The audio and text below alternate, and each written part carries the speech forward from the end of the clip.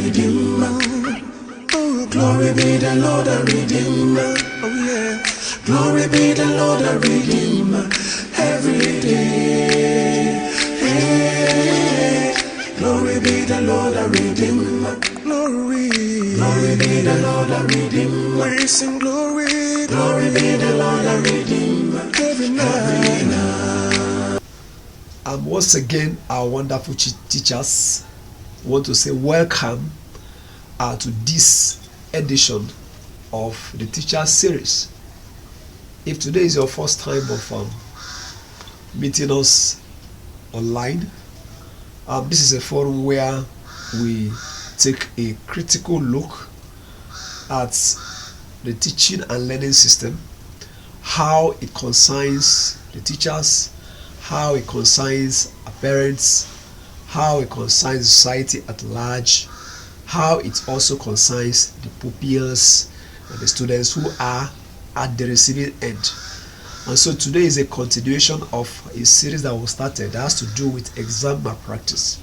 We have done the first video on that, where we try to lay a foundation on what exam malpractice is all about, and the after effect. Not too deep, we didn't go too deep on that. The after effect of it and what it has brought upon us as a society and as a nation at large, and also a sector very vital. It has downgraded this, so people no longer have confidence in learning. People no longer have a confidence in the academic exercise because there's a point where it went wrong. So today we said it's not a segmented thing. Malpractice is found in every segment of the learning system. We want to start from the nursery. That's the starting point. You see, at the nursery level, these children are actually innocent. Are they not? They are innocent. They don't know. In fact, their brain is more or less like a tabula rasa. Still neat, empty, and willing to absorb information, vital ones, which we are supposed to deposit in them at that stage. Now, at the nursery level, can you believe this? My dear, it happens there. And it is purely orchestrated by teachers, and sometimes also the management and owners of the school. How does it occur? There are situations where you see a teacher, we want to favor a child. You have these soft spots for this particular boy or for this particular girl in nursery 1, nursery 2, in nursery 3 as a teacher, and so sometimes you award unfair marks, scores you cannot justify. How the score came to be, what are your proofs, genuine proofs, not the ones you just manipulated. No, genuine ones, that this person merited this particular thing. You're giving him or her over others. Sometimes teachers do these things to impress their parents. That is the problem. A parent comes and says, this child is not doing well. This child I brought from school K and school Y for the past 2 years he has behaved, he's going backward. And so the only way you can fast forward the intelligence of the child is to forcefully, fraudulently award unjustifiable marks to that particular boy or that particular girl, so that the parents either will not withdraw the child, or they will not see you as not being competent enough to pass on information, to bring tangible or dynamic change in the life of these children. So teachers sometimes they want to go the other way around. You know, sometimes it's possible the school also, yes, may also be banking their probably their where they give awards, or where they give where they support teachers, or where they give incentive. They may now bank their incentive on this particular class they are doing well. 80% of the students of these people in this class, they have moved from an average of 60 to 80 to 90 to 200 as a kid. I said 200. No, it's not possible. 100 is the maximum. See something, can you imagine? Some people can even give I want over more than even the required mark. You wonder what happened. It has already entered in a state that we don't even know we're doing again. So for the school to now see this teacher as hardworking and one of the best among equals, what happens now? The person who wants to deceive, it's called deceit, it's fraud. You're a deceiver, you're a cheat, you're a liar. And if this is where you live, how then do you teach this ones? How then do you think you can impact morals and values by writing on the board? You don't transfer morals and value by writing on the board. Life begat life. It is a life within you that you can convey, confidently convey, yes, to another life. Writing on the board is a complement. It's like an addendum, a pillar. Yes, the foundation of it is your own personal life. When I talk about this, people say, hey, you're taking it to extreme. You're becoming religious about it. You're becoming, no, it's not about becoming religious. It's a natural tendency. Check the family you came from.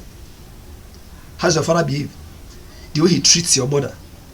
The same man as a man, if you marry, that same thing will manifest in your family. Don't tell me you're going to. There's nothing you can do about it, except you are now careful enough to sit down and tell yourself, no, this is the wrong way my father did this. These are the values he was carrying as a married man. I will not carry the same value because I've seen it not to be correct. Otherwise, if there are places where the lady, the mother, you saw the mother respected the father, kuro, being heady, stubborn, definitely in the same manner. This is the way he gets married. His idea about marriage will be distorted automatically because it is the life of the mother. The mother was not using any chalk to teach her how to respect husband, how to respect parents, and how to talk about them and how to nag. No, it was what she saw. So it is your life that we're looking at that can impact these ones. So teachers do this, as I said earlier, to impress parents. So that they will not say, hey, your class, now why they reduce it? Why is it that the pupils in your class, last time they were 24, and this time they are now 20? What is happening? What's really happening? Are you sure you're doing the work correctly? Are you sure? And that is another way, or biased way of assessment. School owners, at times you want to assess, you are looking at the monetary value. If they're 24 in number, at least by 4, I have extra money, have extra this. You're not looking at the direct impact. The impact of the teacher's life is directly proportional to the results and the number of pupils and students he or she will have in the class per time, being able to manage. And so another area you see teachers getting involved is this. Apart from that, you can see teachers due to tribal sentiment. You look at a child, maybe you're in a school where you have different people from different culture and background and tribe, and you're the teacher. You want to now use this sentimental, this person is from my place, I would want some from my place, to be the ones that will be carrying first, second, and third. I want to give this child a kind of a closer attention, telling him or her. That's what they do. Some people do it. And that sentiment alone, you are beginning to introduce cheating in that class. The atmosphere you are creating there, that will diffusion. That will permeate the life of the children. It's already there. That atmosphere will be created, and gradually they are beginning to tilt. You wouldn't know. They may not show it at that level. At that level, they're just they are doing IT about it. They're trying to build their skeletal functions, skeletal powers, to be able to begin to do that afterwards. So when you have this tribal sentiment or religious sentiment, this is a Christian, this is a Muslim, this is a tribal, a traditionalist, that biasness alone has a capacity to bring what? As long as what you're doing is unfair, is unjust, it's called malpractice. It's called cheating, giving a child an undue and unfair advantage over others. And there are some also who are doing lessons. Perhaps there are children that you are handling in the class. After the parents are saying, this is my child, please, I needed an extra work on him or her so that he can come up, so that she can come up. And in order to impress them, you see these teachers going as far as using exam questions, which they are not using in the class to teach the other students, to do lesson for this particular child whom the mother or father is seen to be, of course, seem to be paying for, to impress them. And so, of course, it's possible that most times the parents are always appreciating when they come every time that they are seeing their child improving. They keep appreciating you financially. So the tendency for you to now, because of the appreciation, you want to maintain your personality, you want to maintain your reputation, you want to maintain, your status before them. What do? Your status before them. You want to impress them by using the exams. We have seen it. We have telling you where it happens, where the teacher will now use exam questions. What's very bad. Before the child, I think they're not taking it in. They have brain. They are noticing this thing gradually, maybe on a very low sense, because by the time they get to primary, it will be an upgrade. You only upgrade from that nursery mentality to a primary higher kind of malpractice. Use it to even some teachers for their children. They allow their kids who are also in the school or also part of the class to have access. Carry questions in exam. When they are studying the exams, the children are there in their house with their paper. They are there. They are seeing everything. There is nothing hidden. There is no. It should be sacrosanct. There is nothing secret about exams that is made for others, making these children who are teachers' children to have an unfair advantage over others. And sometimes it's perhaps because the school will normally give award. At the end of the term, if you are best in English, if you are best in mathematics, if you are best in this, there's a special award they give to such children. So this teacher who is having a particular child in mind, there's this biasness, there's narrowness of mindset. Some people should not be in the class. See, if you are not fair enough, you're not supposed to be a teacher. If you are too biased, you are too crooked, you're not straightforward. You can't stand by your words. You can't stand by the ethics of education. You can't stand by the dictates of the learning system. Please, you should give way. You should give way. And so, because of the award, we see some teachers going as far as making selection of children whom they want to have this award, have that award.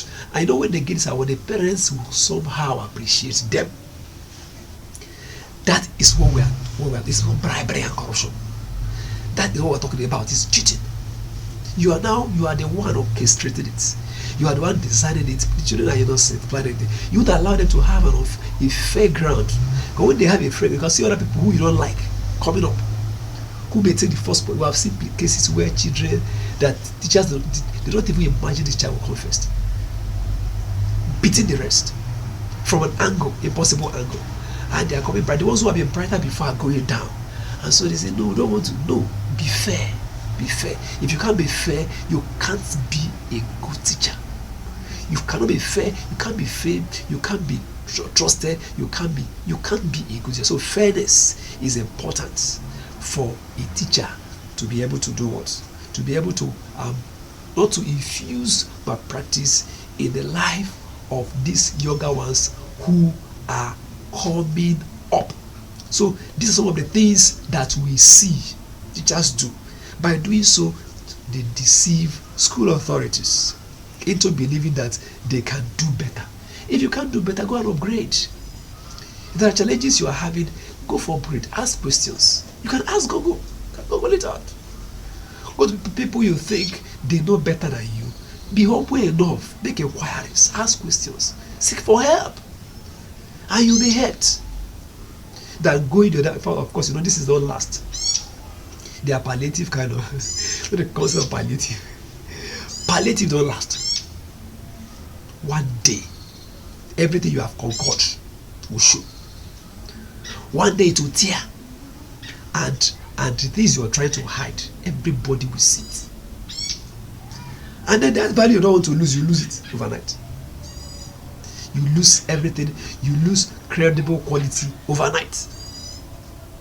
And so, by the time this kind of children you're breeding in this manner, you're using a leverage, or supposedly leverage to carry them. By the time they are leaving the nursery section and entering the primary section, it will become a problem. It's already becoming part of them. So the person in the primary will just collect the baton and continue where you stop. And our society is becoming bad. It's becoming bad. It's going from bad to worst. So where are we? So please, if you are part of it, we want to desist from it. If you are part of this problem we're talking about, desist from it. Make hay while the sun shines. We want a better system. It can begin with you. The change can begin with you and me. It can begin with us, you and I. Yes, it can begin with us. So please, we want to encourage us. Please don't go that way. Be firm. Let the parents know exactly what their words, what is their worst performance, what is their worst ability, and know where to help them. Instead of you going from one angle to another in order to make extra cash, extra money, deceitfully, score cheating is also part of exam malpractice. So thank you for this edition. I hope you have learned something. If you nursery teacher, let every nursery teacher look at this issue. As a school owner, as an educator, please have a seminar, have a time for them and talk about fairness and equity. It's one of the hallmark of an ideal teacher. Thank you very much. If you have not subscribed to our videos, to our channel, please do so that by the time we release a new video, you will be the first to get the notification. I remain your friend, your teacher, your brother, Mr. Genesis. Bye for now.